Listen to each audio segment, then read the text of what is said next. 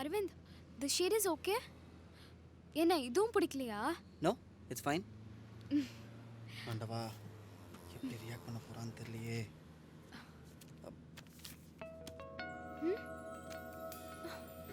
லெட்டரா? எனக்கா? என்ன இருக்கு இதுல? நீயே படி.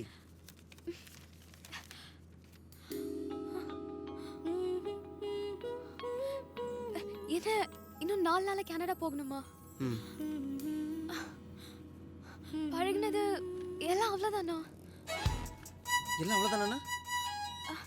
இல்ல, திடீர்னு கிளம்புறியா?